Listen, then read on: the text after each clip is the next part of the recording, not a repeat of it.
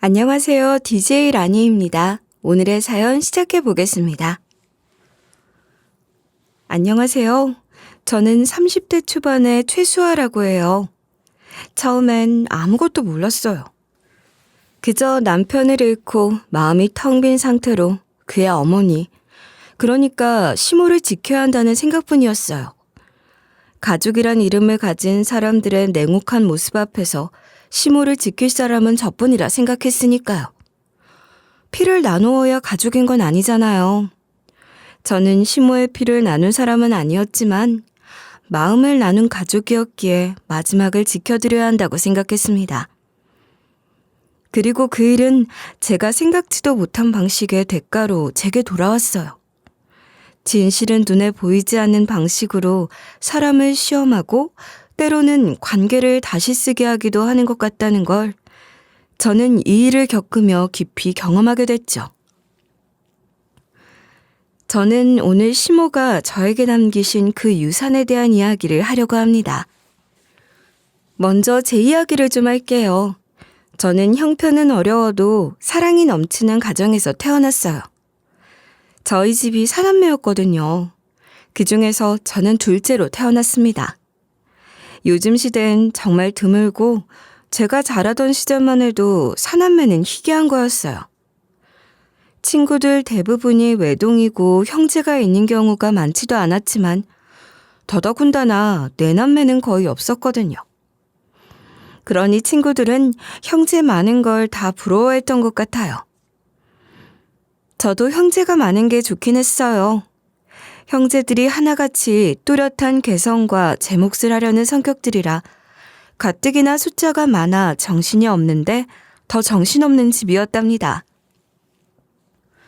저는 둘째, 흔히 말하는 중간치기였어요.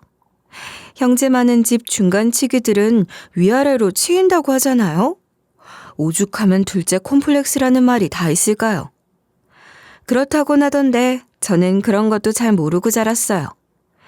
식구가 많으면 뭐든 부족할 것 같고 먹는 것 하나로도 치사하게 싸우고 상처가 가슴에 오래 남는다고 하던데 신기하게도 저희 형제들은 늘 뭔가를 더 나누고 싶어 했고 누구 하나 빠지면 금방 허전해야 할 만큼 서로를 챙기는 데 익숙했죠. 제 위로는 말 잘 통하는 언니가 있었고 아래로는 귀여운 여동생과 남동생이 하나씩 있었는데 아들이라고 남동생이 더 귀한 대접을 받거나 딱히 그러지도 않았던 것 같아요. 중간에 끼면 눈치만 빨라지고 목소리는 얇아진다고 하던데 저는 둘째인 게 싫지 않았어요. 오히려 좋았던 것 같아요. 언니도 있고 동생들도 있었으니까요. 그렇게 가족이 많다는 게 어린 제게는 따뜻한 담요가 감싸는 것처럼 포근하게 느껴졌던 것 같아요. 어느 여름날 아마도 장마철이었던 것 같아요. 부엌에서 엄마가 감자전을 부치고 있었고 빗소리를 들으며 저희 사남매는 옹기종기 붙어 앉아 각자의 숙제를 펼쳐놓고 있었는데 막내가 또박또박 물었어요. 언니, 이거 분수 어떻게 해? 분수? 그래, 그건 언니가 알려줄게. 둘째 너도 딱 저 나이 때 분수 어려워하면서 맨날 물었었는데 똑같네. 언니는 언제 얘기를 하는 거야? 이제 분수 같은 건 문제도 아니라고. 그럼 둘 다 설명해봐. 언니들 설명 다 들어보고 내가 더 이해가 잘 되는 언니 설명 들을래. 막둥이가 선생님처럼 팔짱까지 끼고 우습게 구는 모습에 저는 어이가 없어서 웃음을 터뜨렸고 언니도 따라서 크게 웃어버렸는데 마침 그때 엄마가 감자전을 내어주셨어요.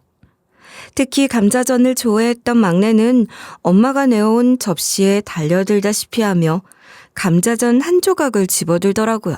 그러더니 아 뜨거워 하며 소리를 지르고야 마는 거죠. 그럴 줄 알았지 뭐예요. 막내야 뜨거워 조심해야지. 좀 식을 때까지 이 감자전으로 분수 공부하면 되겠네. 이걸로 분수 공부를 해? 어떻게? 그럼 되겠네. 지금 우리 넷이서 이걸 똑같이 나눠 먹어야 하니까 그걸 분수로 하면 어떻게 되는 거지? 오, 그러네. 그렇게 하면 분수놀이가 되는 거네. 넷이서 먹을 거니까 똑같이 나눠 먹으려면 4분의 1. 땡. 내가 늘 좀 더 많이 먹으니까 난 5분의 1을 먹고 나머지는 5분의 1씩 먹으면 되겠네. 뭐야, 너 머리 엄청 잘 돌아간다? 어느새 조금 더 많이 먹겠다는 네 몫을 그렇게 확보하는 거야? 저희 사남매는 그렇게 감자전 하나를 나눠 먹으면서도 깔깔 웃었고 누가 더 많이 먹겠다고 소리를 높여 싸우지도 않았어요. 저희는 그렇게 자랐죠. 가끔은 경쟁하고 가끔은 양보하면서도 결국은 함께 웃는 결말로 돌아가는 것 말이에요. 누가 뭘 더 가졌는지 따지는 대신 한 입 더 덜어줄 줄 아는 사이였어요. 어릴 땐 그게 특별한 줄 몰랐지만 지금 와서 돌이켜보면 그만한 사랑을 받으며 자란 저는 정말 복받은 아이였다는 생각이 듭니다. 저희 집 남매들은 서로 위해주고 싶어 안달난 사람처럼 드라마라고 치면 정말 재미없게 착한 사람들만 나오는 공익 드라마 같은 풍경을 보였던 것 같아요. 드라마라면 재미가 없을지도 모르지만 자라는 동안 저는 무척이나 행복했죠. 식구가 많으니 심심할 틈도 없었고 북적이며 나누는 것들이 훨씬 많았고 외로울 틈 없이 자라며 사랑을 주고받는 것에 익숙했던 것 같아요. 그렇게 자란 덕분에 저는 세상을 두려워하지 않을 수 있었고 누군가를 먼저 아끼는 법도 어릴 때부터 당연하고 자연스럽게 배울 수 있었던 건지도 모르겠습니다. 식구도 많았고 친구도 많았고 저는 늘 그렇게 주변에 사람들이 많은 것에 익숙한 사람이었어요. 그런데 대학 신입생 때 같은 과 동기 중에 저와 정반대의 성향을 가진 아이에게 관심을 갖게 된 거죠. 그 아이는 언제나 혼자였고 누가 말을 붙여도 단답형으로 잘라버려 그대로 대화가 단절되게 만들었어요. 스스로 벽을 쌓는 타입이라고 할까요? 반면 저는 특유의 친화력으로 1학년 과 대표를 맡게 되었으니 저는 개인적인 호기심에 과 대표로서의 공적인 의무감까지 더해 그 친구에게 더 다가가려고 노력했어요. 오늘 우리 동기들 전체 모임 있는 거 알지? 너도 올 수 있지? 난 못 가. 왜? 벌써 2주일 전부터 공지하던 거잖아. 웬만하면 같이 가자, 응? 나 한 번도 그런 모임에 나온 적도 없는데 특별히 오늘은 우리 동기들끼리 모이는 자리니까 이럴 때 나와서 편하게 어울리면 좋잖아. 아르바이트 가야 해. 미안하다. 아르바이트? 아, 그렇구나. 그래, 그런 거라면 어쩔 수 없지. 의무적으로 꼭 참석해야 하는 자리도 아닌데 뭐. 아르바이트 일정이 어떻게 돼? 다음엔 너도 올 수 있는 날로 모임 날짜를 잡아볼게. 아니야, 그럴 거 없어. 아르바이트 없는 날이 없거든. 어떻게든 빈틈을 비집고 들어가 보려고 했는데 쉽지가 않더라고요. 여지를 안 주는 것 같았어요. 그렇지만 어쩔 도리가 없었죠. 집안 형편이 그리 좋은 것 같지도 않았는데 아르바이트 때문에 바쁘다고 하니 더 이상 할 말이 없었거든요. 그렇게 아쉬움은 가득했지만 달리 그 친구와 가까워질 기회를 만들지 못하고 신입생 시절이 끝나버렸어요. 동기 남자애들은 1학년 마치고 거의 군입대를 했어요. 그 친구도 마찬가지였죠. 전 군대 간 동기들에게 모두 편지를 보냈거든요. 그중엔 답장을 안 하는 녀석들도 있었고 대부분 죄다 형식적인 답장들이 속속 도착했는데 제일 안 친하다고 생각했던 그 친구에게서 가장 진정성 있는 답장이 온 거예요. 너무 반갑고 기뻤어요. 전 모두에게 마음을 담아 편지를 썼기 때문에 다소 성의 없는 답장들을 받으며 조금은 실망도 했던 것 같아요. 그런데 편지다운 편지를 받고 나니 너무 좋더라고요. 그렇게 그 친구가 군대에 있는 동안 편지를 주고받으며 친해지게 된 거예요. 휴가 나왔을 땐 연락해서 따로 만나기도 했지만 차마 면회까지 갈 용기는 내지 못했고 그렇게 그 친구가 전역을 하고 만났을 때 제가 농담처럼 그랬어요. 솔직히 말하면 사실 나도 면회도 가고 싶었는데 네가 부담스러워할까봐 못 간 거야. 알고나 있으라고. 그래? 난 그래도 네가 면회 한 번은 와줄 줄 알고 기다렸는데 온다 소리를 안 하길래 오라는 말도 못했는데? 뭐야, 진짜야? 바보야, 그걸 왜 말을 못하니? 그런 말은 남자인 네가 먼저 해줘야지. 으이그, 내가 못 살아. 농담인 듯 진담인 듯 지나가는 말처럼 그냥 흘려 한 말이었는데 뜻밖의 대답을 듣게 되었고 그렇게 서로의 마음을 확인하게 된 거예요. 그 친구도 저도 서로를 친구 이상으로 생각하기 시작한 지 꽤 됐으면서 눈치만 보고 있었던 거였죠. 그렇게 그 친구 전역 후 저희는 바로 연인이 되었고 제가 먼저 졸업해서 직장 생활을 시작하고 남자친구도 대학 졸업 후 취직해 사회생활을 시작한 지 2년 차가 되었을 때 결혼을 했어요. 엄청 일찍 한 거죠. 제 친구들은 지금까지도 결혼한 친구보다 안 한 친구가 훨씬 더 많으니 제가 얼마나 일찍 한 거였냐고요. 사실 제가 빨리 하자고 졸랐어요. 결혼, 나도 하면 좋다고 생각은 하지. 그렇지만 내가 아직 가진 게 너무 없잖아. 조금 더 돈 모아서 기반을 갖고 준비를 갖춰서 내가 청혼하고 싶었어. 에이, 그런 게 다 무슨 소용이야. 다 남들한테 보여줄 생각을 하니까 그런 거지. 난 가진 게 없어도 행복할 수 있다는 걸 너무 잘 알아. 내가 그렇게 자랐잖아. 우리 부모님은 그런 형편에서도 내넌매너 낳아 길러주셨어. 그래, 너희 가족들은 정말 행복해 보여. 우리도 그렇게 살 수 있겠지? 그럼 걱정하지 마. 내가 잘할게. 너도 잘할 거잖아. 그지? 남들 보기에 번듯한 시작은 아니었지만, 아니, 어쩌면 초라하고 궁색해 보이는 시작일지도 몰라도 저와 남편, 저희 두 사람은 행복했어요. 저는 그거면 된다고 생각했으니 그런 결혼을 했던 겁니다. 결혼 얘기가 오가기 직전까지만 해도 저는 남편이 저처럼 가난한 집에서 자란 사람인 줄 알았어요. 대학 때부터 아르바이트도 계속 해야 한다고 했고 또 가정 형편 같은 건 특별히 말을 안 해도 눈에 다 보이는 거잖아요. 제가 뭐 시댁 경제 상황을 중요하게 여기는 사람도 아니었으니 사귀는 동안에도 굳이 물어보지 않았고 남편도 딱히 집안 얘기를 잘 안 하더라고요. 그래서 무슨 말 못할 사정이 있나 보다. 내가 생각하는 것보다 집안 형편이 더 어려운 걸지도 모르겠다. 그저 그렇게만 생각했던 거예요. 그런데 남편이 전역하던 날, 그러니까 저희가 조금 특별한 관계가 된 그날, 남편이 저에게 먼저 이야기를 해줬던 게 있어요.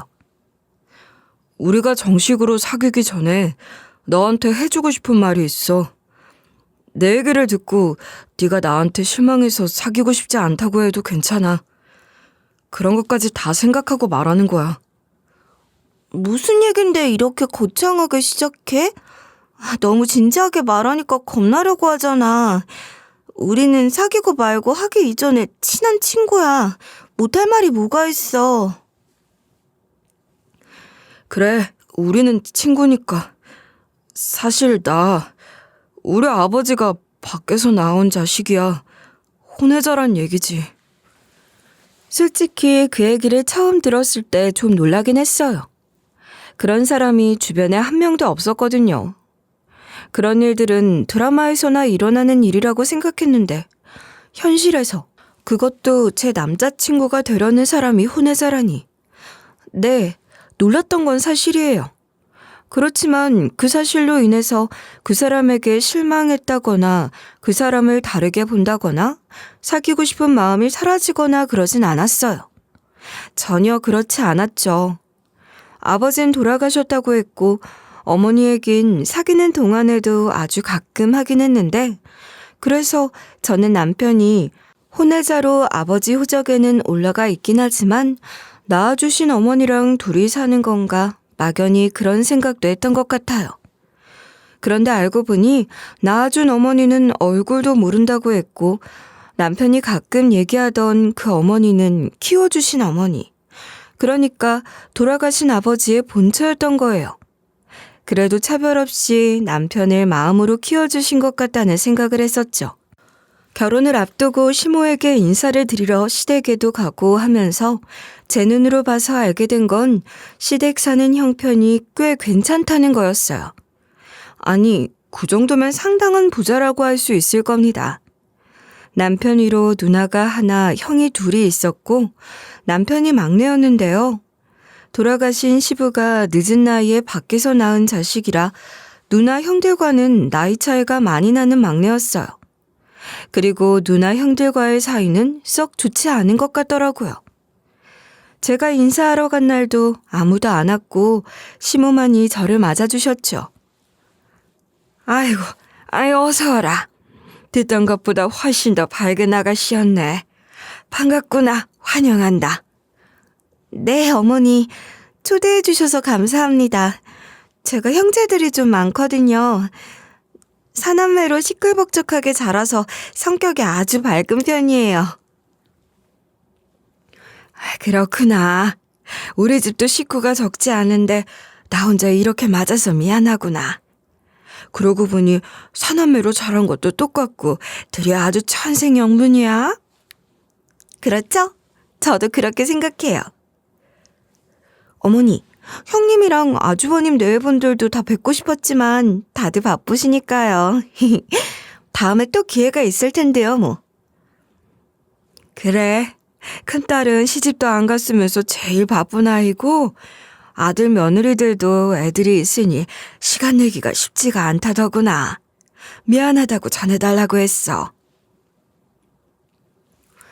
시모가 그런 말씀을 하시는 동안 남편은 입을 꼭 다물고 아무 말도 하지 않는 것을 보면서 시모가 하는 말씀이 그냥 하시는 말씀이라는 걸 바로 눈치챌 수 있었어요. 바빠서가 아니라 올 마음이 없어서 안 온 거겠죠. 아무리 다들 분가있고 바쁘다곤 해도 집안에 세 사람을 들이는 일인데 저녁 한 끼 먹을 시간을 못 낼까요? 다들 밥도 못 먹을 만큼 바쁜 것도 아닐 텐데 말이에요. 남편은 그런 내색을 전혀 하지 않았고 또 실제로도 서운해하거나 그런 마음이 있는 것 같지도 않았지만 저는 좀 서운했던 것 같아요. 저희 가족들은 정을 많이 내면서 지내는 사람들이라 남편은 저희 집에서 정말이죠 엄청난 환영을 받았거든요. 저 또한 그렇게 환영받는 사람이고 싶었지만 남편의 가정사를 모르는 것도 아니니 제가 감수해야 할 일이라고 생각했어요. 그래도 결혼식엔 다들 오셨더라고요. 근데 그러고 있을 거면 오지 말지 그랬냐 싶을 정도로 뚱하게 있는 거 있죠? 손이 시누이는 나이 50이 넘도록 싱글이고 아주버님 두 분은 결혼하셨으니 형님 두 분도 있는데 하나같이 다 남편과 저를 못마땅해 하고 가족 취급 자체를 안 해주는 거예요. 신혼여행에서 돌아오던 날도 당연히 그 사람들은 오지도 않았고 첫 명절이 되어서야 비로소 결혼식 이후 처음으로 가족이라는 이름하에 모두 모인 자리를 갖게 됐어요. 명절 아침 차례상을 준비하느라 부엌은 분주했죠. 모처럼 가족들이 다 모이는 자리이기도 하고 첫 명절이니 막내 며느리로서 특별히 미움받는 막내 며느리로서 부엌 일을 제가 도맡아 한다는 생각, 아니 각오를 단단히 하고 있었거든요. 그런데 저에게는 부엌 일을 시키지도 않더군요. 심지어 시모가 제게 뭘 시키려고 하셔도 그걸 하게 두지 않는 거예요. 막내야, 이리 와봐. 우리 집에선 이걸 이렇게 해. 네가 한번 해봐. 네, 어머니. 제가 한번 해볼게요. 할 수 있을 것 같아요. 어머, 어머님. 그건 제가 할게요. 늘 제가 하던 거잖아요. 넌 지금 다른 걸 하고 있지 않니? 막내 손이 비니까 내가 한번 시켜보려는 거야. 어차피 가르쳐야 하지 않겠어? 엄마도 참. 뭘 가르친다는 거야. 엄마는 참 속도 좋아. 아니 속이 없는 거지.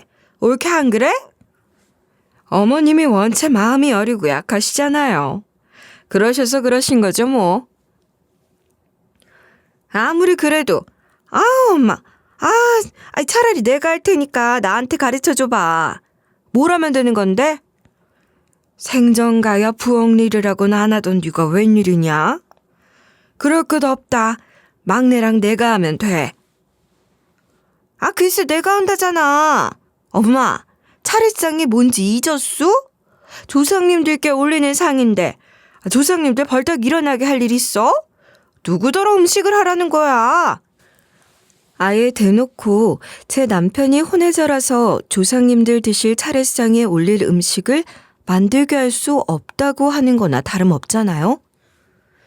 손이 시누이가 그렇게 강경하게 나오니 시모도 어쩔 줄을 몰라 하셨고 형님 두 분은 그 상황을 강 건너 불구경하듯 미소까지 머금고 보고 있더군요. 너무 빡세게 일을 시키면 어쩌나 하는 걱정을 했던 제가 너무 순진했던 거예요.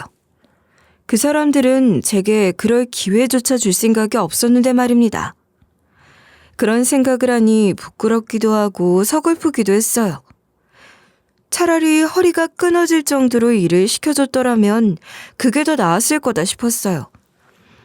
차례상 차리는 것도 손도 못 대게 했고 차례가 진행되는 동안에도 남편과 저는 거기 참여하는 것도 아니고 아닌 것도 아닌 상태로 어정쩡하게 제일 구석에 죄인처럼 서 있었던 것 같아요. 차례상을 물리고 다 같이 밥을 먹는 자리에서도 저희 부부는 투명인간 취급을 당했습니다. 둘째 너희 회사 이번에 좀 시끄럽더라. 기업 경영 승계라는 게 다 그렇지만 유난히 떠들더라고. 뉴스에 안 나오는 얘기들도 많이 들리니까 말이야. 형도 소문 들었어요? 우리도 요즘 아주 괴롭지 뭐야. 다들 모이면 그 얘기뿐이거든. 결국은 집안 문제 아니야. 그래 자랑스러울 것도 없고 다들 주식 떨어질 걱정이나 하는 거지 뭐. 거기도 결국 혼외자가 문제 아니겠어요? 그러게 애초에 그런 기회 자체를 주지를 말았어야지. 안 그래요? 부끄러운 줄 알아야지. 정말 다들 뭐 하는 짓인지 모르겠어. 너희 회사 회장은 그래 그 큰 기업 주인 정도는 되는 사람이라 그랬다 치자. 우리 아버진 정말 손이 시누이가 그렇게 말하기가 무섭게 손이 시누이는 물론이고 두 아주버님 내외까지 일제히 제 남편을 힐끗 째려보는 거예요. 10개의 눈동자가 그렇게 움직이는데 움찔할 정도였어요. 아니 자기들끼리 화기애애하게 얘기하면서 없는 사람 취급하는 것까진 참겠는데 그럴 거면 그냥 자기들끼리 좋은 얘기나 하면 될 것을 왜 가만히 있는 사람을 그런 식으로 건드리는지 모르겠더라고요. 그런 식으로 대화에 끼어주지도 않으면서 사사건건 제 남편이 혼외자라는 것을 의식하게끔 하는 거예요. 저는 그제야 남편이 왜 그토록 폐쇄적인 사람이었는지 제대로 이해가 됐고 안쓰러운 마음이 더욱 커졌어요. 형제들이 무시하면 어때요? 우리도 무시하면 그만이죠 뭐. 어차피 자주 볼 일도 없었는데요 뭐. 전 그렇게 생각하기로 했고 남편에게도 그렇게 말했어요. 여태 이런 대접을 받았던 거구나. 새삼 느꼈던 것 같아. 그렇지만 뭐 괜찮아. 나 때문에 너까지 이런 대접 받게 해서 미안해. 넌 늘 사랑받고 자란 사람인데. 다 아무렇지도 않다니까. 오히려 잘 됐지 뭐. 명절에 일도 안 시키고. 안 시키긴. 음식하는 것만 안 시켰지 설거지는 다 시키던데 뭐. 미안해. 그럴 것 없다니까. 그래도 어머님은 잘해주시잖아. 아들 대접, 며느리 대접 제대로 해주시는데 뭐. 아니, 그 정도가 아니라 어머님은 나 좀 예뻐하시는 것 같아. 그래, 어머니가 너 참 좋아하시는 것 같아. 내 눈에도 그렇게 보여. 그럼 됐지 뭐. 내가 느끼기에도 어머님 막내 아들 사랑도 지극하셔. 우리 그럼 된 거 아니야? 좋은 것만 생각하며 살자. 정말 그렇게 생각했고 또 그렇게 살았어요. 달리 방법도 없었으니까요. 그렇게 남편과의 사이에서 아들도 하나 낳아 키우며 알콩달콩 행복하게 살았죠. 그 아들이 이제 겨우 어린이집 되고 유치원 들어가려고 하는데 그때 남편이 사고로 갑작스럽게 세상을 떠나고 말았습니다. 저에겐 청천벽력과도 같은 참담한 일이었어요. 그래도 어린 아들을 보며 제가 무너져서는 안 된다 싶었고 이를 꽉 깨물고 남편 장례를 어찌어찌 잘 치렀던 것 같아요. 그런데 남편 발인까지 하고 보내고 돌아오는 길에 시모가 쓰러지신 거예요. 저만큼이나 남편의 죽음에 큰 충격을 받으셨던 시모는 장례 치르는 내내 몹시 힘들어 보이시긴 했는데 기어이 쓰러지시기까지 하신 거죠. 그런 시모를 두고 그 잘난 시누이와 아주버님, 형님들은 뭐라고 했는지 아세요? 엄마는 정말 알다가도 모를 사람이야. 뭐 이깟 일로 쓰러지기까지 하고 난리야. 정말 속상해서.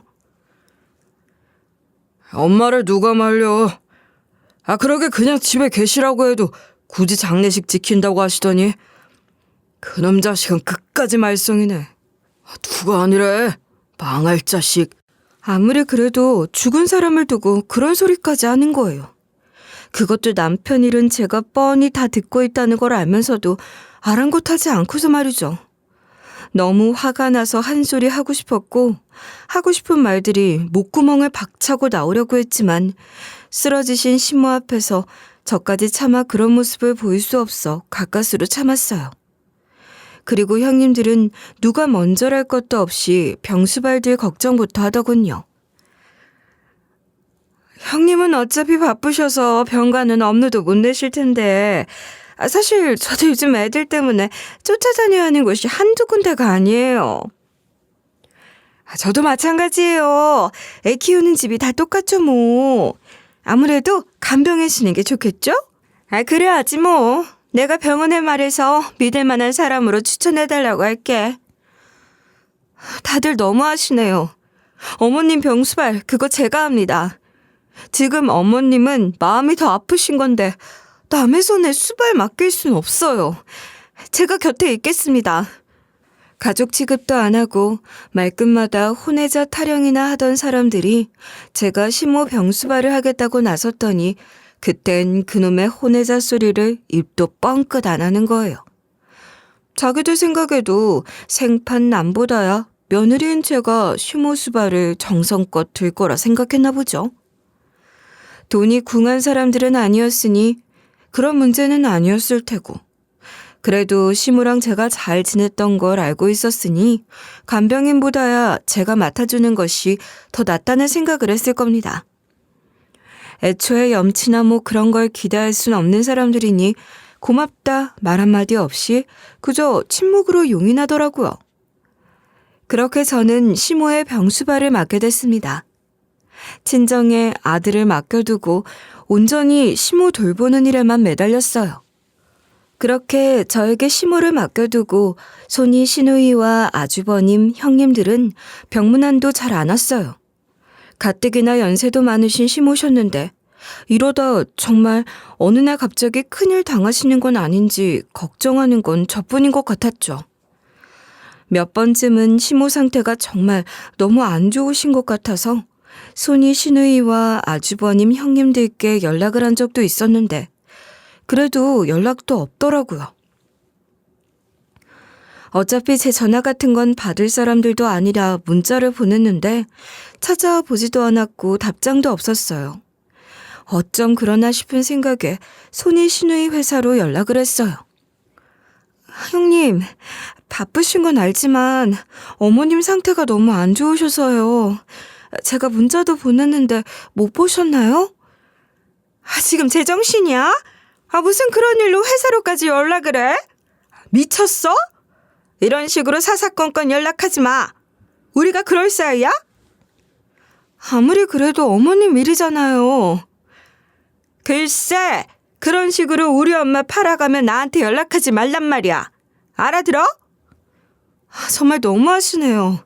아무리 그래도 저도 엄연히 이 집안 가족이고 지금 어머니를 모시고 있는 것도 저예요. 최소한의 예의는 갖춰주셨으면 좋겠습니다. 너무 속상하고 화가 나서 그렇게 소리를 지르고 손이 시누이가 뭐라고 하는지도 듣지도 않고 전화를 끊어버렸어요. 들으나 마나 있는 대로 짜증을 내며 거품 물고 달려들 게 빤하잖아요. 그런 소리 더 듣고 싶지 않아서 그냥 끊어버렸죠 뭐. 셋 다 시모가 배 아파 낳은 친자식이고 죽은 제 남편만 시모 친자식이 아닌데 어쩜 이렇게 인간들이 인정머리가 없는지 모르겠다 싶었습니다. 연로한 어머니에 대한 연민조차 없는 걸까요? 저는 시모에게 감사하는 마음도 컸지만 자식된 도리로서라도 시모 곁을 지키고 싶었는데 그놈의 자식들은 그런 생각조차 하지 않는 것 같아서 화가 났어요. 제가 그리 정성으로 수발을 들었지만 시모는 차도가 없으셨고 그러던 어느 날 뭔가 느낌이 있으셨는지 곡기를 딱 끊어버리시더라고요. 그러신 지 이틀째 되던 날 시모는 저를 가만히 불러 곁에 앉히셨어요. 네가 나 때문에 고생이 많구나. 늙은이 수발 누가 들면 어때서 네가 이 고생을 하니? 어머니, 무슨 말씀이세요? 제가 이렇게 사지 멀쩡한데 어머니 수발을 누구 손에 맡겨요. 제가 얼마든지 할 수 있으니까 얼른 기운만 차려주세요. 아가, 내 막내 며느라, 이거 바꿔라. 혼자서 애 키우는 게 보통 일이 아니지. 힘들 때도 많을 거야. 그럴 때 쓰거라. 알겠니? 어머니, 무슨 말씀이세요? 제가 힘들 땐 어머니가 함께 계셔주셔야죠. 이게 대체 뭐예요? 시모가 제게 건네주신 건 아주 오래된 것 같아 보이는 낡은 열쇠 하나였어요. 그날 시모가 제게 해주신 말씀은 그대로 유언이 되었고 제게 주신 그 열쇠는 시모가 남기신 유품, 유산이 되었습니다. 저 역시 시모가 그런 말씀을 하시며 그 열쇠를 주실 때 시모가 돌아가실 것 같다는 느낌이 있었기에 시누이와 아주버님 형님께 연락해 임종을 지키시라 할 것만 기어이 돌아가신 뒤에나 나타나기 시작하더군요. 결국 저 혼자 시모의 임종을 쓸쓸하게 지켰고 그렇게 남편 장례 치르고 채 반년도 되지 않아 시모 장례까지 치른 셈입니다. 장례 절차가 마무리되기가 무섭게 그 사람들은 유산 정리에만 촉각을 세웠어요. 변호사가 지정한 날 시댁으로 가족들을 다 불러 모았고 변호사는 시모가 생전에 처리해 두신 대로 자식들에게 공평하게 유산 분배가 될 거라는 설명을 했어요. 그 소리를 듣고 그 사람들이 가만히 있을 사람들인가요? 어디? 그럴 리가 없잖아요. 똑같이라뇨? 변호사님, 다시 한번 말씀해 주세요. 자식들 전부라고 하는 것에 그러니까 쟤까지 다 포함된단 말씀이세요? 말도 안 됩니다. 변호사님도 아시잖아요. 막내는 저희 어머니 아들도 아닙니다. 그뿐인가요? 그 자식은 이미 죽고 없고 며느리만 있는 상황에서 똑같이 유산을 받는다는 게 말이 됩니까? 그런 식이라면 며느리들도 다 똑같이 분배를 해주셔야죠. 저희는 왜 남편한테 종속되나요? 듣고 보니 형님 말씀이 맞네요. 저희야말로 진짜 며느리인데 가짜 며느리도 상속을 받는 판에 저희들은 뭐죠? 가만히 좀 있어. 지금 그게 문제야? 왜? 형님 말이 맞잖아. 이런 식이라면 우리야말로 제대로 상속을 받아야지. 기가 막혔어요. 손이 시누이와 아주버님들이 혼외자인 남편에게 똑같이 유산 상속이 된다는 사실에 반발하고 나서니 형님 두 분은 남편이 죽고 없는 상태에서 며느리인 제 앞으로 상속이 이루어지는 것을 들어 자기들도 따로 상속을 받아야 하는 게 아니냐는 억지를 부리고 들고 일어나는 겁니다. 어차피 그 상황에서 제가 뭐라고 해봐야 제 이야기에 귀 기울여 줄 사람은 아무도 없었겠지만 정말이지 뭐라 할 말이 없더군요. 결국 유산 문제가 제대로 마무리되지 못한 상태로 언성만 높이다 흐지부지 됐고 손이 시누이와 아주버님 내외들은 시뻘개진 얼굴로 각자의 집으로 돌아갔어요. 가면서도 자기들끼리 어떻게 할 것인지 얘기를 했겠죠. 저는 찜찜하고 쓸쓸한 마음으로 혼자 시모 유품을 정리했습니다. 무엇보다 슬펐어요. 남편도 시모도 없이 아들은 아직 너무 어리기만 하고 이제 정말 저 혼자라는 것이 너무 외롭게 느껴졌던 것 같아요. 제일 먼저 장롱 정리부터 했어요. 세상의 시간이 멈춘 듯 조용한 방 안에서 저는 홀로 시모의 유품을 하나씩 꺼내어 정리하기 시작했습니다. 서랍을 여는 순간 코끝이 시큰해졌어요. 온먼지가 코를 찔러서 그런 게 아니었어요. 이불처럼 접혀있던 스웨터 한 벌. 색이 바랬지만 단추 하나하나가 반드시 달려있는 그 스웨터는 겨울이면 시모가 늘 꺼내 입으시던 거였어요. 그 스웨터를 입으신 시모가 떡국을 끓이시던 모습.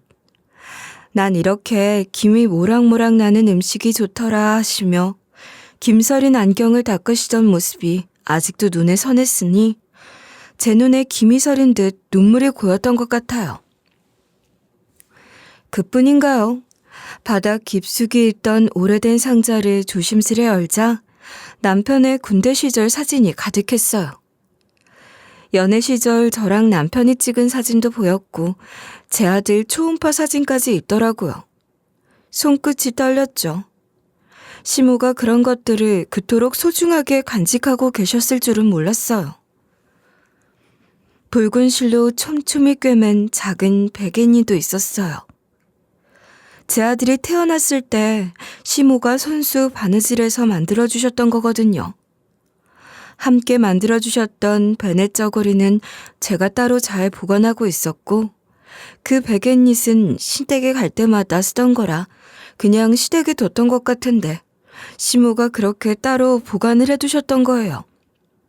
한 번은 제가 그걸 빨려고 하니 신부가 그러시더라고요. 아니다. 애 태어나던 날부터 쓰던 건데 아기 냄새 오래 머금게 하려면 세탁도 빨리 하지 마. 그 냄새 다시는 못 맡는다. 실컷 맡아두렴.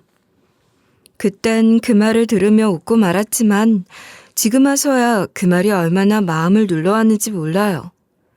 시모의 손때가 묻은 물건을 하나하나 꺼낼 때마다 거기 담긴 시모와의 추억, 그 시간들, 그때 함께한 남편과 어린 제 아들의 모습까지 너무 많은 것들이 떠올라서 감당하기 힘든 감정의 회오리를 겪어야 했어요. 그러다 제 눈에 들어온 낡은 금고 하나가 있었답니다. 사실 시모가 유품으로 제게 남기신 그 열쇠 말이에요. 저는 그 열쇠가 무슨 열쇠인지도 몰랐거든요. 시모가 그 말씀을 안 해주시고 돌아가셨으니까요. 제 눈에 들어온 금고는 그 열쇠만큼이나 오래되고 낡은 것이라 혹시나 하는 마음으로 열쇠를 꽂아보니 너무나도 부드럽게 들어가서는 돌아가 덜컥하고 문을 열어버리는 거예요. 정말 그 금고의 열쇠가 맞는 거였어요. 그렇게 열린 금고 속엔 상상도 못한 진실이 숨겨져 있었습니다. 저뿐만 아니라 어느 누구도 짐작도 못할 경악할 진실이 말이에요. 금고엔 엄청난 재물이 들어있는 것도 아니고 통장도 아니고 하다못해 당첨된 복권 같은 게 들어있던 것도 아니었어요. 언뜻 봐서는 뭐가 뭔지 알 수도 없는 서류들만 가득했죠. 처음엔 별 생각 없이 넘겨봤는데 몇 장 넘겨보다 제 입을 틀어막고 말았습니다. 제가 보고도 믿을 수 없었던 경악할 그 진실이란 것은 제 남편이 시부의 혼외자가 아니라 손이 시누이가 20살 때 낳아버린 사생아라는 사실이었어요. 손이 시누이는 어렸을 때부터 영재, 수재 소리 들으며 늘 공부 잘하는 우등생이었다고 들었어요. 그리고 당연하다는 듯이 서울대에 입학했다고 말이에요. 그런 시누이는 대학을 졸업하기도 전에 유학을 갔다고만 알고 있었는데 제가 모르는 숨겨진 이야기가 있었던 겁니다. 제가 본 서류는 시누이가 낳은 아이를 입양 보낼 때 작성한 서류들이었고 그런 서류들과 함께 시모가 틈틈이 적은 듯한 일기장 한 권이 함께 있었어요. 그 일기장에 시모가 메모하듯 적어놓은 글을 통해 저는 모든 사실을 알 수 있었습니다. 신우이는 신입생 때 학교 선배와 연애를 해 아이까지 갖게 됐는데 그 선배란 사람에게 버림받은 것을 비관해 휴학도 아닌 자퇴를 해버렸다고 해요. 그리고 혼자 아이를 낳았고 시모에게만 몰래 알려 그 아이를 입양에 보내달라고 뒤처리 맡기고 산후조리도 제대로 하지 않은 몸으로 바로 유학을 가버렸던 겁니다. 시모는 그렇게 떠나버린 딸 걱정을 하느라 밤잠도 제대로 이루지 못한 날들이 많으셨던 것 같아요. 남겨두신 메모만 봐도 그런 게 다 보였어요. 정작 그렇게 떠난 신우이는 10년이 넘도록 한국에 한 번 들어오지 않고 공부만 했던 거죠. 당시 신우이가 아이를 낳은 것은 시모만 알고 있던 사실이었고 시모는 신우이가 원한 대로 아이를 입양 보냈으나 늘 마음이 쓰였고 몰래 아이가 자라는 것을 지켜보셨던 거예요. 그 사이 시부가 돌아가셨는데 얼마 지나지 않아 아이가 입양된 가정에 동생이 태어나며 입양 보낸 아이가 파양될 상황인 걸 알게 되신 거죠. 시모는 그때 그 아이를 돌아가신 시부의 혼외자로 만들어 집으로 데려와 키울 생각을 하신 겁니다. 신우이는 미국에 있었으나 위로 있는 두 형, 그러니까 아주버님들 반발이 심했지만 어쩔 수가 없었을 거예요. 당시 아주버님들은 성인도 아니었고 아직 학생들일 때였으니 그래도 시모의 말빨이라고 해야 할까요? 그런 게 그 정도는 먹혔던 것 같아요. 자라면서 보니 형제간이 아니라면 이상하다 싶을 정도로 닮았으니 뭐 더 할 말도 없었을 테고 말이에요. 그렇게 시모는 자신의 딸인 신우이가 낳은 사생아, 그러니까 외손주를 죽은 남편의 혼외자로 만들어 아들로 호적에 올리고 키운 겁니다. 유학에서 돌아온 신우이는 절대 남편을 동생으로 인정할 수 없다고 심하게 반발했다고 해요. 시모가 챙긴다고 챙겼어도 형들의 구박이 심해 남편은 가뜩이나 기 한번 제대로 펴보지 못하고 자랐는데 제일 살벌하게 남편을 대한 건 신우이였던 거죠. 그런 신우이를 보며 시모는 몇 번이나 그 아이가 네가 낳은 네 아들이다 하고 말해주고 싶었겠습니까? 그런 마음속 충동과 갈등을 겪은 시모의 번뇌 또한 시모가 남긴 일기장에서 고스란히 느낄 수 있었어요. 그러나 대학 교수인 신우이의 사회적 위치를 생각해서 또 제 남편에 위해서라도 딸의 사생활한 사실을 알려 또 한 번 큰 충격을 주는 것보다야 그냥 지금 알고 있는 것처럼 시부의 혼외자인 막내 아들로 사는 편이 낫다고 생각하신 것 같아요. 그런데 남편도 없이 홀로 남을 저를 생각하자니 또 형제들에게 제대로 가족 대접을 받지도 못하는 제가 시모까지 안 계시면 그 입지가 더욱 흔들릴 것이 빤하고 유산 또한 제대로 지킬 수나 있을까 싶은 걱정을 한 시모가 저에게 진실의 열쇠를 주고 가신 겁니다. 그렇게 모든 사실을 알게 됐지만 저 역시 그 사실을 섣불리 밝히기가 쉽지 않았어요. 시모가 지금껏 덮어줬던 것이니 저 또한 그대로 덮어두고 그냥 이렇게 사는 것도 괜찮지 않을까 생각했던 거예요. 그런데 신우이와 아주버님 형님들은 더욱더 악랄하게 나오기 시작하더군요. 유산 문제로 법정 공방까지 불사할 태세였어요. 그럴 것이란 경고라도 하듯 신우이가 저를 따로 찾아와 그러더라고요. 재산 앞에 눈 벌게진 건 알겠지만 적당히 해. 여기까지만 하라고. 들었지? 우린 절대 너 같은 애한테 우리 부모님 재산 넘겨줄 생각 없어. 네가 무슨 그런 자격이나 있니? 너도 잘 알지 않아? 형님, 그 사람도 아버님 자식이고 어머님도 그 사람을 누구보다 귀한 아들로 여겨주셨습니다. 형님도 그 사실은 인정하시잖아요. 무엇보다 어머님께서 남긴 뜻이 그러하신데 정말 이렇게까지 하셔야겠어요? 네가 이제야 본색을 드러내는 거야? 너 이러려고 우리 엄마 병수발 들겠다고 한 거지? 애초에 이러려고 걔한테 접근한 거 아니야? 너 뭣도 없는 집 자식이라며? 하긴 그런 집이니 혼외자 사이 보면서도 찍소리 안 했겠지. 형님, 어떻게 그런 말씀을... 그런 모욕은 저한테만 하세요. 저희 부모님, 저희 가족들까지 이런 취급 당할 이유는 없어요. 그깟 집안들 집안이라고 욕하니까 화나니? 그러니까 이런 소리 안 듣고 싶으면 재산 다 포기하고 깔끔하게 물러나서 연 끊고 살면 될 거 아니야. 저에게 퍼붓는 인신공격성 발언들을 잡아내는 것도 힘들었지만 저희 부모님과 가족들까지 싸잡아 이상한 취급을 하며 무시하는 걸 들으니 도저히 참을 수가 없더라고요. 결국 저는 더 이상 참지 못하고 신우이에게 모든 사실을 폭로해버렸어요. 제발 그만 좀 하세요. 나중에 얼마나 후회하려고 그러세요? 그 사람, 죽은 그 사람, 아버님 혼외자가 아니라 형님이 20살 때 낳은 그 아이란 말이에요. 뭐라고? 네가 어떻게 그 아이를... 아니, 그 아이가 죽은 그 아이라는 게 대체 무슨 말이야? 그럴 리가 없잖아. 이게 어디서 헛소리야? 어머님이 제게 남기신 일기장이 있어요. 거기 모든 게 다 적혀 있다고요. 형님이 낳은 아이를 입양 보낼 때 작성하셨던 서류들까지 모든 걸 다 남기셨어요. 그게 다 저한테 있다고요. 말도 안 돼. 엄마가 왜 그걸 너한테 남겨?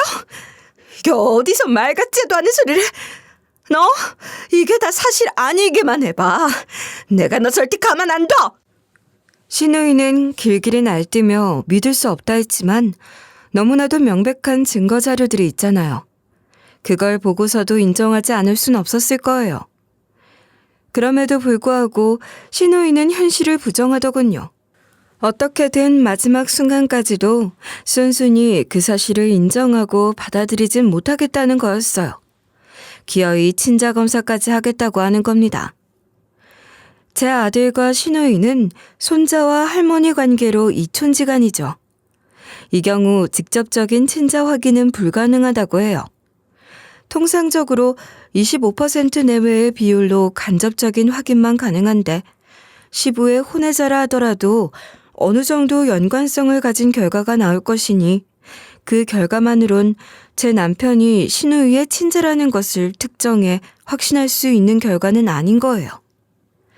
결국 제 남편이 생전에 쓰던 면도기에 남아있는 것들, 또 남편이 사고 후 수술을 받는 과정에서 병원에 남겨진 혈액 샘플 같은 것을 어렵게 구해 친자 검사를 의뢰했습니다.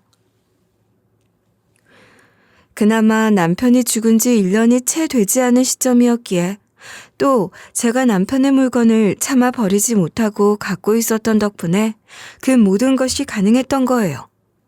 신우이는 자기 눈으로 검사 결과를 확인하고 나더니 그제야 제 앞에 무릎을 꿇고 어린아이처럼 오열하더군요.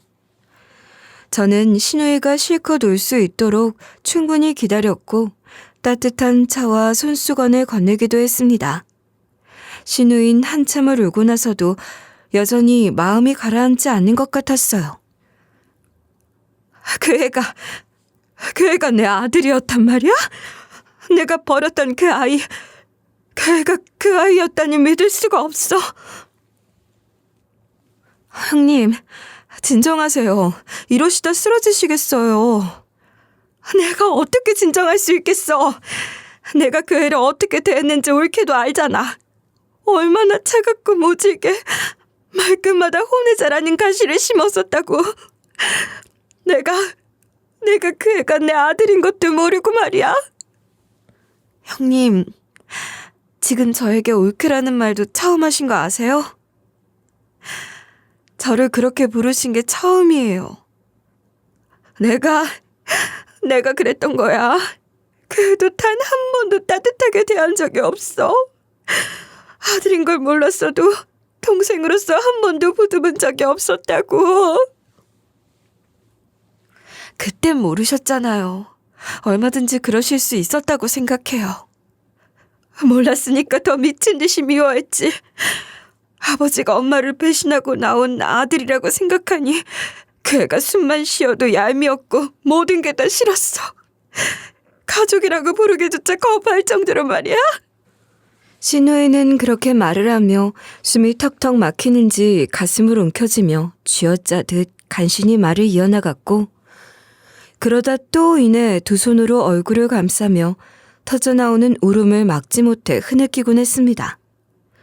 그 모습이 안쓰러울 지경이었어요.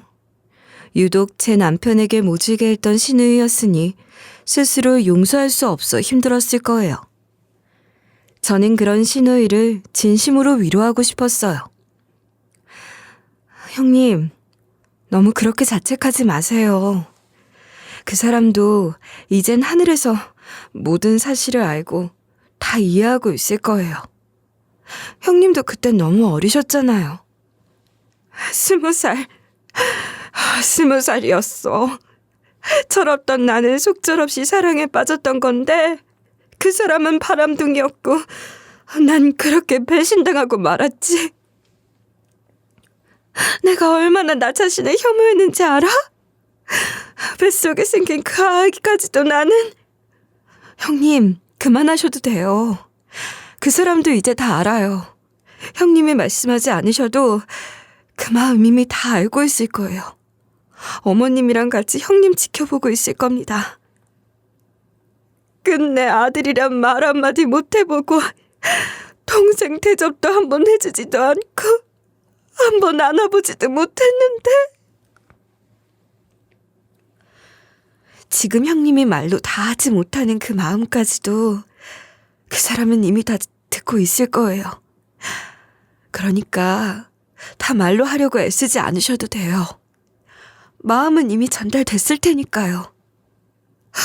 그 애가 날 기다려줄까? 이제라도 용서해달라고 하면 들어줄까? 내 말을 듣고 있을까? 그럼요. 지금쯤 어머님이랑 나란히 앉아서 우리 보고 있을 거예요. 시간이 좀 늦었지만 나중에 만나면 얼마든지 따뜻하게 안아주세요. 기다리고 있을 겁니다. 조니 시누이는 고개를 숙이고 조용히 눈물만 흘렸어요.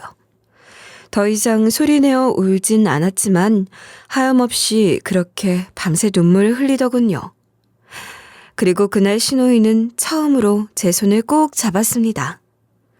그 손은 참 오래 흔들리고 있었지만 저도 시누이도 오래도록 잡은 손을 놓지 않았어요. 그리고 바로 다음 날 시누이는 저와 함께 남편의 묘를 찾아 나섰습니다. 저희는 아무 말 없이 걷기만 했어요. 무슨 말을 해야 할지 몰라서라기보단 굳이 어떤 말을 하지 않아도 됐기 때문이에요. 묘비 앞에 섰을 때 시누이의 무릎이 풀려버렸고 그대로 무릎을 꿇더군요. 차가운 흙바닥이 무릎을 때렸겠지만 그보다 가슴이 먼저 아팠을 겁니다. 엄마야. 시누이가 꺼낸 그 첫마디에 저 또한 심장이 멎는 것 같았어요. 이제 알겠어. 내가 살아서 해야 할 건 너에게 용서를 비는 일 하나밖에 없다는 걸 말이야. 아가야, 엄마가 다음 네 생일에 맞춰서 다시 올게. 시누이는 그렇게 말하고는 목이 메어버렸고 저 또한 뜨거운 눈물을 흘리고 말았어요. 뺨을 타고 흐른 눈물이 손등 위로, 발등 위로, 차가운 흙바닥으로 떨어졌습니다. 한 번만이라도 안아볼 걸, 딱 한 번만이라도 하는 신우의 말이 메아리처럼 제 귀에도 계속해서 맴돌았어요. 신우인 그 자리에서 한참을 그렇게 주저앉아 있었고 묘비엔 남편의 이름 석자만이 덩그러니 아무런 대답도 해주지 않았지만 신우인 아들이 자신을 기다려줄 거란 믿음을 안고 그 자리에서 일어나는 것 같았습니다.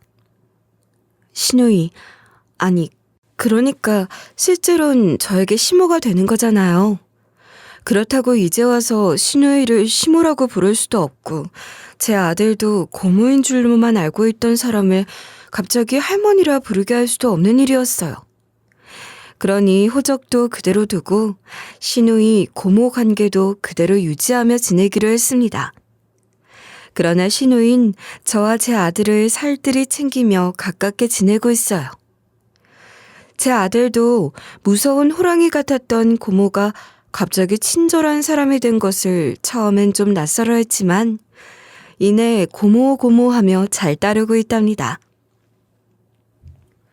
시누이는 남편에게 주지 못한 사랑을 제 아들에게 주고 있는 걸 거예요. 지금도 때때로 남편과 시모가 더욱 그리워지곤 해요. 지금 이 모습 그대로 남편과 시모도 이곳에 함께 한다면 얼마나 좋을까요? 그런 생각을 하면 한없이 슬퍼지지만 그럴수록 아들 잘 키우며 더 잘 살아야겠다고 생각해요. 유산 상속 문제는 시누이가 나서서 아무 문제 없이 해결해 줬으니 제 아들 몫의 유산 잘 지켜서 공부도 제대로 시키고 잘 키워야죠. 물론 그 유산이 아니더라도 시누이가 어련히 알아서 지원을 해주기로 할 테지만 말이에요. 경제적인 것보다도 시누이가 그렇게 공부를 잘하는 수지였으니 제 아들에게도 좋은 이야기를 많이 해주는데 전 그게 참 좋아요. 제 아들이 시누이처럼 서울대에 들어가고 유학도 가고 그러기를 바라기 때문이 아니에요. 누구라도 제가 아닌 어른 가족이 제 아들에게 그런 좋은 이야기를 해줄 수 있다는 게 감사할 따름이에요. 남편과 시모를 연이어 잃고 시댁에는 그런 가족이 더 이상 남아있지 않다는 생각에 슬펐거든요. 제 아들이 외롭지 않게 자랄 수 있다는 것이 좋아요. 여러분, 제 이야기 어떻게 들으셨나요? 저만큼이나 함께 분노하고 슬퍼하고 또 놀라고 감동하며 들어주셨기를 바라는데 어떠셨을지 모르겠어요. 제가 겪은 일은 분명 흔히 겪을 수 있는 일은 아니겠지만 그 안에서 울고 웃는 가족 간의 이야기는 어느 가족에게나 비슷하게 일어나는 일이 아닐까 싶어요. 저처럼 특수하게 꼬인 관계가 아니더라도 가족 간에 쓸데없는 시기나 질투, 오해와 반목 없이 서로 위하고 아끼며 행복하게 살았으면 좋겠어요. 혹시라도 지금 가족 간의 불화를 겪고 계시는 분이 계시다면 그 사람이 어느 날 갑자기 여러분의 곁을 떠날 수도 있을 거라는 걸 떠올려 봐 주세요. 그럼 조금은 더 애틋해진 마음으로 가족을 대할 수 있게 되지 않을까요?